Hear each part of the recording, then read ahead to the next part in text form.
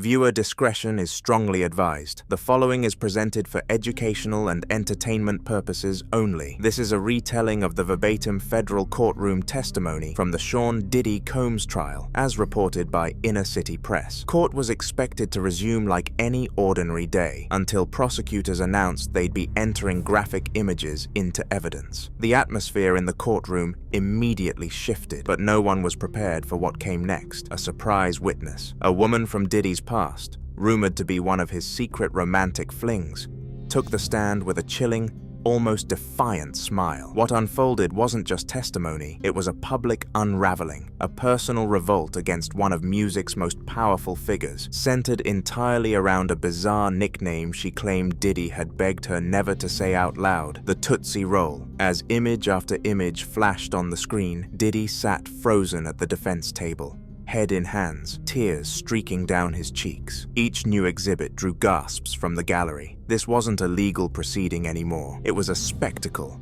a dismantling of myth and ego. And Diddy? He could no longer hide behind legal jargon or high-powered attorneys. Earlier that morning, Diddy's defense had tried to redirect the court's attention toward procedural technicalities, but that all changed when the prosecution requested to bring in their surprise witness. A hush swept across the courtroom. Even Diddy, normally stoic, his composure unshakable, leaned over and whispered something to his attorney. "Your Honor," the lead prosecutor said, "we call to the stand witness J, codename Yasmin T." There was a moment of stunned silence.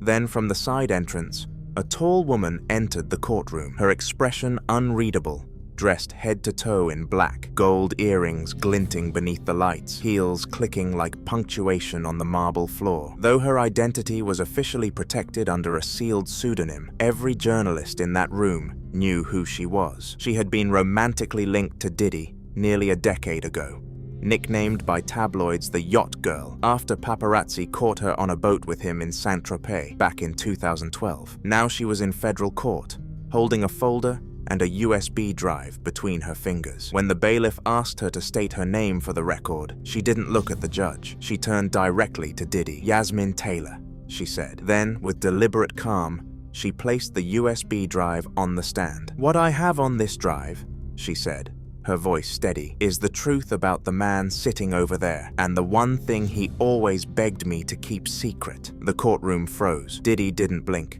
but his jaw visibly tightened. The judge instructed the prosecution to explain what the drive contained before anything was shown. Yasmin leaned toward the mic. "They're photos," she said. "Ones he sent me during our relationship. He called them private.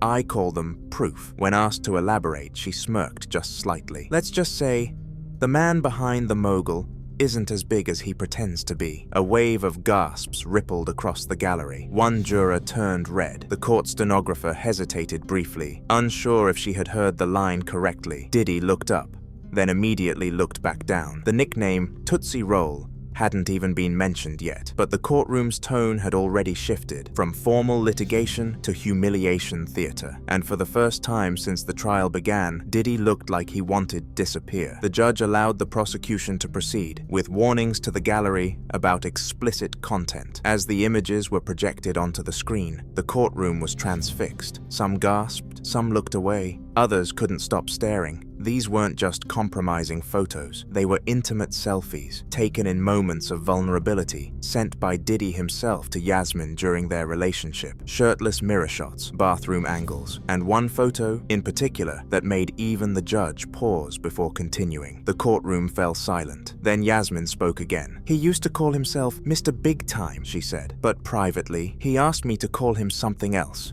something softer." She glanced at Diddy, who now sat pale, his attorney scrambling to object. "He made me swear I'd never repeat it. Not to anyone. Not ever." The judge asked Yasmin to clarify, only if she felt safe and willing to do so. She didn't hesitate. "He asked me to call him the Tootsie Roll." The courtroom erupted. A few reporters stifled laughter. Others just looked stunned. Diddy was visibly trembling. His lead attorney objected on the grounds of irrelevant character assassination, but the prosecution argued it spoke to Diddy's pattern of manipulation, secrecy, and psychological control in his relationships. The judge allowed it. What followed was a brutal, meticulous breakdown of Diddy's private life. Yasmin recounted how he allegedly pressured her into signing NDAs, controlling her finances, monitoring her social media, and demanding total silence in exchange for luxury vacations, designer gifts, and temporary fame. She described the duality of his persona, public mogul versus private controller. "He told me once," she said, voice cracking slightly, that the world could never handle who he really was. She looked directly at the jury. Now they will. By the time her testimony ended, Diddy looked like he had aged 5 years in under an hour. He didn't say a word. He didn't look up. His empire, built on image, mystique, and untouchable swagger, was now being peeled apart piece by piece under oath in front of a live audience of lawyers, journalists, and former associates. The prosecution rested their case for the day. The judge called for a recess, but no one in that room would forget what they'd just seen. Outside the courthouse, cameras were already rolling. Inside, all that remained was the image of a man once considered invincible, now shattered under the weight of his own secrets. And somewhere in the evidence folder, labeled and time-stamped, was the photo that said it all: Tootsie Roll, private, do not share. The courtroom reconvened after the recess, and the defense was up. Diddy's lead attorney took the stand, slick, calm, and ready to dismantle Yasmin's testimony piece by piece. He started by painting a very different picture. "Ladies and gentlemen of the jury, what you've heard is a story crafted to sell headlines, not to reveal truth." He questioned Yasmin's motives,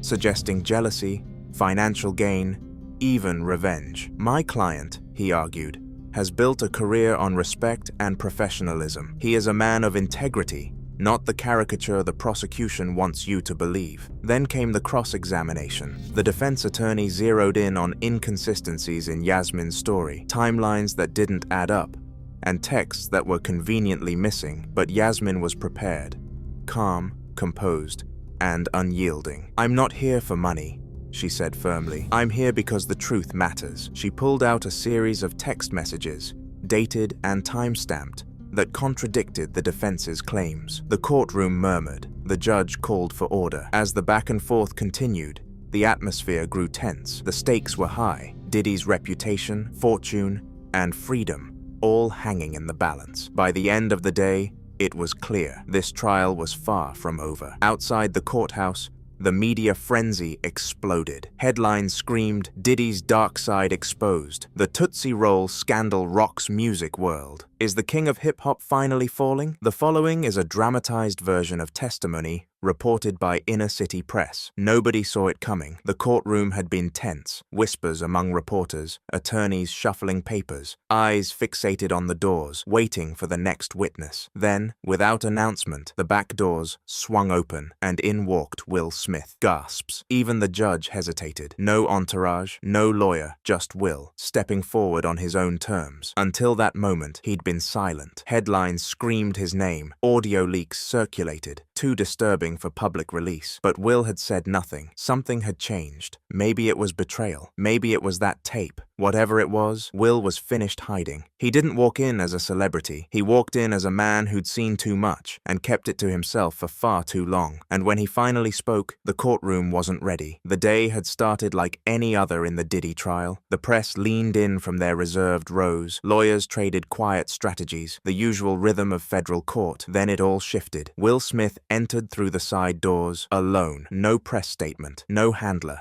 Just him. People froze. He walked to the stand slowly, deliberately. The bravado of the Fresh Prince was gone. This version of Will was stripped down, raw, unshaken, but clearly not unscarred. Diddy, lounging at the defense table moments before, suddenly sat upright, alert, anxious. Will didn't even look at him. "I wasn't summoned here," Will said calmly. "I asked to be here." The judge gave a nod. And from that moment on, the trial wasn't just about Diddy. It became about power, silence, and the things people aren't supposed to talk about. Will's voice was steady, but beneath it was something heavy. He recounted how it all began, not with blackmail or threats, but with a party invitation. A celebration, they called it. Just networking, music, relaxation, so he went. But when he arrived, nothing felt right. A mansion in the hills, black SUVs out front, security thicker than any movie set he'd been on. And then they took his phone. They said it was for privacy. But it felt like control, Will said. Inside, the air was strange. Music played, but not the kind you dance to, more like a trance, lights low, mirrors everywhere. Will said Diddy approached him with a smile that felt wrong, not welcoming, possessive. He was led to a back room, and what he saw, there were people doing things, men, women, some I knew, some too young, and others just watching. Will paused, and Diddy, like it was just normal. After the party, Will got a call. Blocked number. "Hope you had fun, Fresh Prince," the voice said. Then came the envelope. No return address. Inside, a flash drive. He almost threw it away, but curiosity won. What he saw? Footage from the party. There he was, on a couch, dazed, laughing, clearly out of it. And a voice, Diddy's voice, saying, "That's how we keep him." The fear set in. I realized I wasn't invited. I was initiated. From that moment on, things changed. Invitations kept coming. He declined. Then movie roles vanished. Collaborators ghosted him. Rumors exploded online about his mental health, his sexuality, his marriage. Diddy never said anything directly. He didn't have to. Silence was the cost of peace. So Will stayed quiet. But inside, the truth burned. Every time someone else spoke up, Cassie, Meek Mill, Don Richard, he'd ask himself, why am I still silent? Will continued. Diddy didn't just ruin careers, he engineered fear. He described an incident in 2013, a luxury brand deal, locked in, lookbook done, weeks from launch, then suddenly dropped. No explanation. 2 weeks later, another party invitation from Diddy. When he declined, blog stories appeared. Specific ones, personal details only someone on the inside would know. It wasn't paranoia, Will said. It was punishment. He wasn't the only one. Will told the court there were others. Many, some bound by contracts, others too scared to speak. They weren't Diddy's friends. They were his survivors. Then came 2016, a charity gala, A-list attendees, CEOs, politicians, and Diddy holding court in the background like a kingmaker. Will recalled one executive whispering, "Only you get the final cut," while handing Diddy a USB. He wasn't networking, Will said. He was gatekeeping. What broke Will's silence? A phone call. Not from press, not prosecutors, but someone he once trusted. "Will, you're on one of those tapes," they said. They played it in court. Will's world cracked. He hadn't remembered being recorded, but now everything clicked. The party, the envelope, the anxiety, the shame. He called the prosecution himself. "I'm ready," he told them. "Whatever you need, I'll talk." He listened to the audio, alone with lawyers and the judge. He heard himself laughing, but it wasn't real. It sounded drugged, he said. Then he heard Diddy's voice. "That's how we break them in." And then they said his name while doing things he didn't dare repeat. "That tape didn't just embarrass me," Will said. "It stripped me of my humanity." He wiped a tear. "I never consented to being recorded. I never wanted to be part of that." But Diddy kept it. For years, Will suffered panic attacks. Interviews triggered dread. He thought he was broken. Now he understood.